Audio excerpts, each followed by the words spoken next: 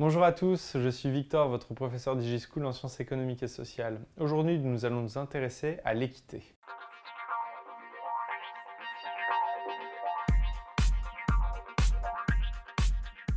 Du coup, on pourrait se demander si l'équité n'est pas une redéfinition de l'égalité, et on pourrait essayer de savoir comment parvenir à un système équitable. Alors, un auteur, l'auteur de référence sur cette notion d'équité, c'est John Rawls, qui est un auteur du XXe siècle américain. Et on va essayer un peu de mieux comprendre la différence entre égalité et équité. Tout simplement, le fait que l'équité, ça serait de prendre en compte les situations de départ de la vie des gens, d'accord, dans laquelle se trouvent les individus.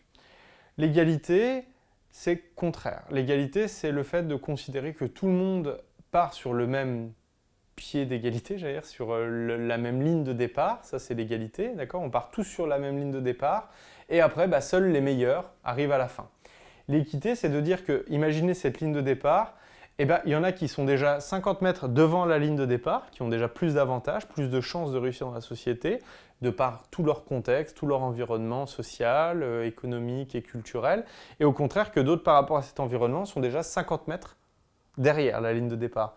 Donc si je calcule l'écart entre lui et lui, en fait il y a déjà 100 mètres de différence pour pouvoir parvenir à gagner, à arriver jusqu'à la fin. Donc l'idée de l'équité, c'est de prendre en compte cette différence de 100 mètres qu'il y a entre celui qui est le plus avantagé et celui qui est le plus désavantagé par rapport au contexte de base et d'arriver à mettre en place ce qu'on va appeler différentes politiques. Notamment par exemple affirmative action, ce qu'on appelle discrimination positive, mais je suis sûr que quand vous avez entendu ce terme d'affirmative action, vous êtes rappelé forcément de tous les cours d'anglais qu'on a tous eu au moins une fois avec le professeur d'anglais qui a besoin de donner sa feuille et de nous expliquer le programme de discrimination positive sans nous expliquer l'équité. Petite digression. Voilà, donc du coup, la discrimination positive, qu'est-ce que c'est? Tout simplement, c'est le fait de se dire, la personne qui est partie à 50 mètres derrière la ligne de départ, l'État va mettre en place, ou alors différentes institutions vont mettre en place un système d'aide pour pouvoir lui permettre de rattraper plus vite son retard sur la personne qui avait 50 mètres d'avance.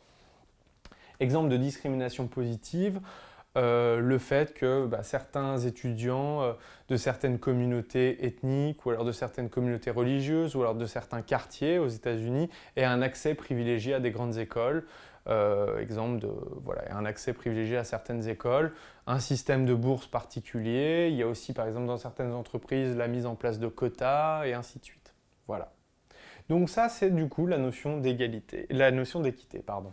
Et l'idée, c'est est-ce qu'on cherche un système égalitaire, donc tout le monde est logé à la même enseigne, ou est-ce qu'on cherche un système équitable, c'est-à-dire qu'on tient en compte des différences de lieu de naissance, des différences d'environnement, de situations entre les individus.